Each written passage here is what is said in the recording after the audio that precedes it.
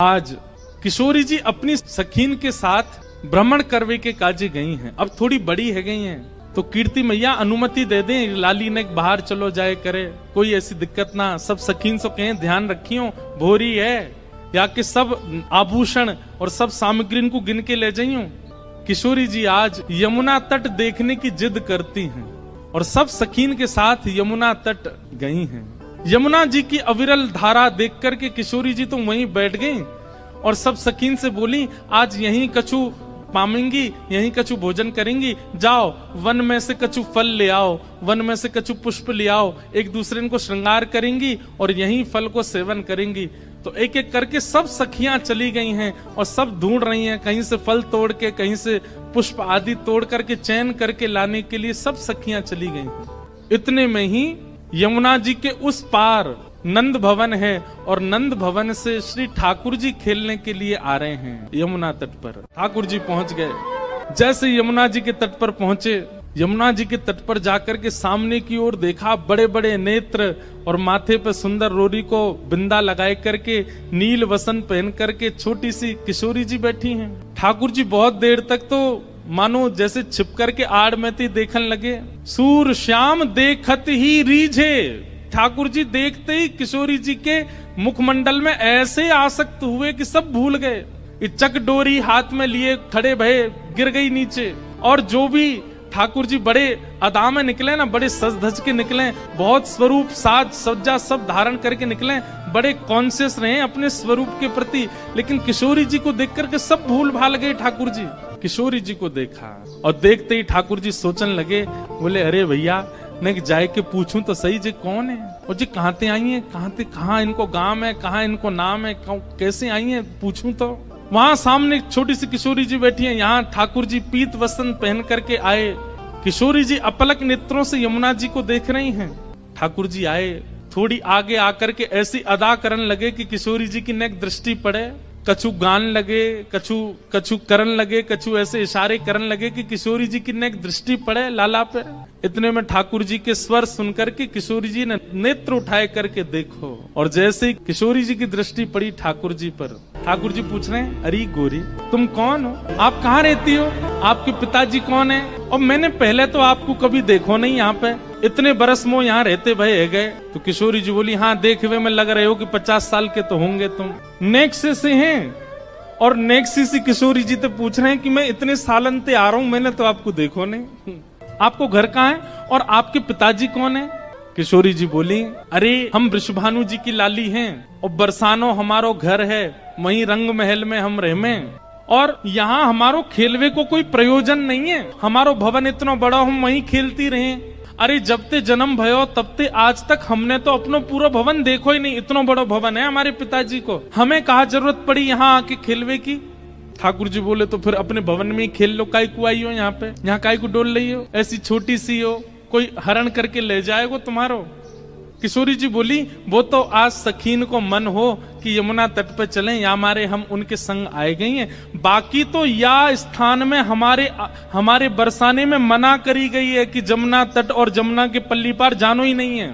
ठाकुर जी बोले, वो काई को, बोले हमारे बरसाने में ऐसो कहमे कहा कि जमुना के तट पे और जमुना के पल्ली पार एक छोरा डोले, और वह छोरा को नाम तो मैं ना लूंगी, ऐसो सुनो वह को नाम गावे तो प्रकट है जाए। ठाकुर जी बोले, अच्छा कोई और पता, हाँ नंद जी को लाला है, वो नंद जी को छोरा, बाकी पिताजी को नाम नंद है। वाके काजे हमारे पूरे बरसाने में ऐसा हल्ला है कि वो चोरी करे, माखन की दही की चोरी करे। अब भैया पहले तो चोरी छोटी छोटी वस्तुन की होवे, धीरे धीरे फिर चोर निपुण है जाए तो बड़ी बड़ी वस्तुन ने चोरी करे। अब हमें तो ऐसा लगे नंद जी को छोरा दही और माखन की चोरी करे, कहीं हम यहाँ आ गए, हम तो बड़े घर की बेटी हैं, हमारे गले में ऐसे सुंदर सुंदर नवलखा के हार हैं, हमारे कानन में ऐसे महंगे महंगे कुंडल हैं, हमारे ऐसे ऐसे कड़ूला हैं, कहीं वाको मन आ गया और सब हरण करके ले गए तो, या हमारे हम तो यहाँ आमे ही ना है वाके डर के मारे। इतने में ही ठाकुर जी नीची नजर करके सुनने बोले, अच्छा। किशोरी जी बोली, अच्छा तुमने देखो वो नंद जी को छोरा, तुम जानो भाई।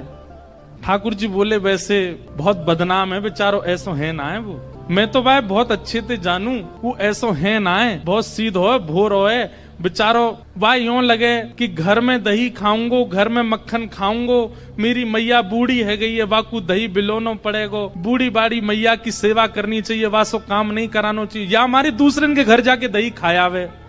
और इन गोपीन ने वहां पे झूठो चोरी को आरोप लगाई दियो। मैं तुम्हें सांची बता रहा हूं। किशोरी जी बोली, जा तरीका से आप पक्ष ले रहे हो और जा तरीका से तुम्हारे नैन मटक रहे हैं, बातें तो यूं लग रही है कहीं तुम ही तो नहीं हो नंद के लाला। ठाकुर जी की मुस्कान देख करके किशोरी जी उठ के खड़ी है कि अरे तुम ही हो नंद के लाला, मैं अभी भाग रही हूं, रुको। अरे अरे ललिता, अरे विशाखा, कहां को चली गई? अरे देख वही चोर आए गए हो, जाके हम सब चर्चा कर रहे।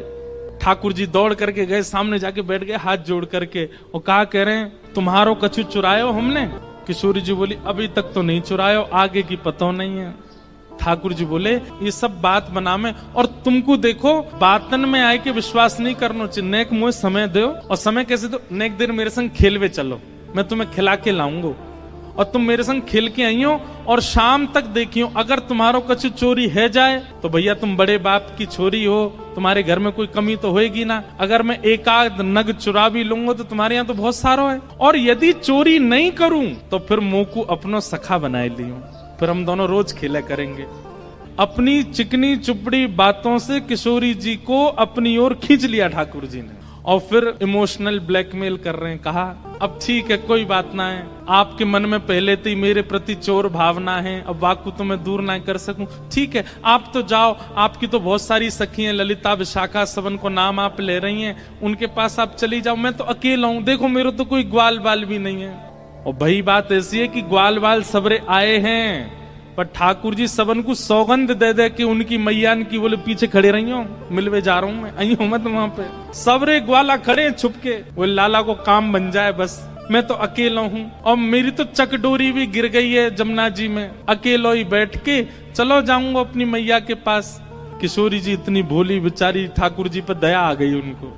अरे ना तुम अकेले ना हो, तुम अकेले बताओ कहाँ चलें खेलवे।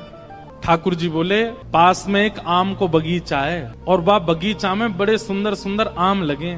ठाकुर जी ने मन में विचार करी, अब किशोरी जी मिली हैं तो ने अपने जैसो गुण तो दे दूं इनको, और वहां में बड़े सुंदर सुंदर आम लगे हैं, और वो आम को बगीचा हमारे नंदराय बाबा को ही है, आप वहां चलो, बढ़िया पके पके आम तोड़ तोड़ के प्रेम से पामेंगे। हाँ किशोरी जी बोली, हाँ चलो आम पावे चलेंगे। अच्छा, इस बीच खूब बात भई है ठाकुर जी और किशोरी जी की, हाथ पकड़ के दोनों जा रहे हैं। किशोरी जी बोली, अच्छा अपनो नाम तो बताए दो। ठाकुर जी बोले, मेरो नाम है कान कुंवर। किशोरी जी बोली, नाम तो बड़ो अच्छो है, लेकिन इतनो बड़ो है मो याद ना है रो। किशोरी जी भी कितनी बोली है, बोले मो याद ना है रो। ठाकुर जी बोले, अरे या में कौन सी बड़ी बात, देखो या को स्पर्श करो, जे कहा है, बोले कान, बोले बस या कान, कान को स्पर्श कर दी तुम्हें कान याद आ जाएगा, फिर कुंवर, कान कुंवर, कान ते ही मेरो नाम याद आ जाएगा। किशोरी जी बोली, हाँ तुम्हारो नाम याद आएगा। अच्छा तुम रहो कहाँ को?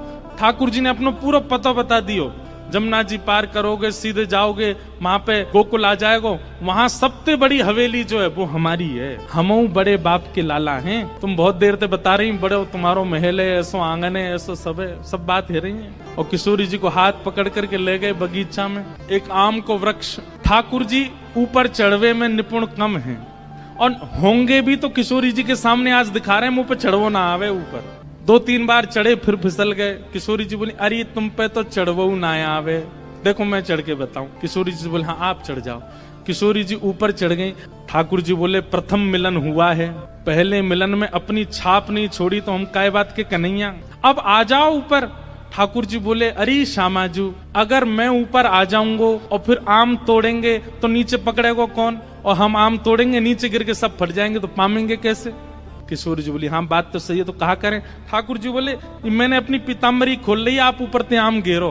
किशोरी जी बोली, हाँ ये अच्छा। नीचे ठाकुर जी खड़े हैं, किशोरी जी आम तोड़ रही हैं, खूब सारे आम तोड़ लिए, ये वारो निकारो वो वारो निकारो। ठाकुर जी नीचे तो ही बता रहे हैं, किशोरी जी ढूंढ ढूंढ के आम दे रही है नीचे। इतने में ललिता विशाखा ढूंढ रही हैं हमारी किशोरी जी कहाँ चली गई, और ढूंढते ढूंढते ढूंढते उनको दूर वृक्ष पर नील पोशाक धारण करी भाई किशोरी जी दिख गई कि ऊपर चढ़ी हुई हैं वहां पे। यहाँ ते ललिता विशाखा दौड़ी, ठाकुर जी को पता चल गई कि ललिता विशाखा आ रही ऊपर ते। किशोरी जी बोली, ये सब मेरी सखियां सबरी आ रही हैं, अभी इनको भी आम खमामेंगे। ठाकुर जी बोले, ये 8 और ये 9 और मैं 10वो, और आम उतर के आए 5। या को मतलब पहले तो यही पामेंगी और बाकी इनकी सबरी चतुर सखी ये सबरी पा जाएंगी, मुकु कहा मिलेगो। सो ठाकुर जी ने कहा कियो, हे श्यामाजू जे आम ने गंदे से है गए, मैं इनको जमुना जी में धोके ला रहा हूँ भाई। किशोरी जी बोली हाँ हाँ चले जाओ। ठाकुर जी आम लेके गए और बगीचा संभालवे वालो जो माली है तो का वहां से जाके बोले, अरे तू पूरे दिन सो तो रे, बाबा ने यहाँ बगीचा में तू को रखवाली करवे को रखो है। अरे नाय लाला ऐसी बात ना, तेरी बाबा तो जाके शिकायत करूंगा। नाय कछु मत कहियो, देख 9 चोरनी आई है हमारे बगीचा में और सबरी आम चुरा चुरा के ले जा रही, मैं छीन के लाया हूं उनते। 8 तो नीचे उतरी आई, एक अब ऊपर चढ़ी हुई है, जा देख ले उन्हें। इतने में ही महाराज बगीचा को मालिक आयो, आकर के जैसे ही माने जो दूर ते चिल्लाना शुरू, अरे चोर आ गए चोर आ गए। इतने में ललता विशाखा आई, जल्दी तो किशोरी जी को नहीं। किशोरी जी बोली अरे वो कान कुंवर आए रहे होगो, कान कुंवर आए रहे होगो। ललता जी बोली भागो यहाँ ते।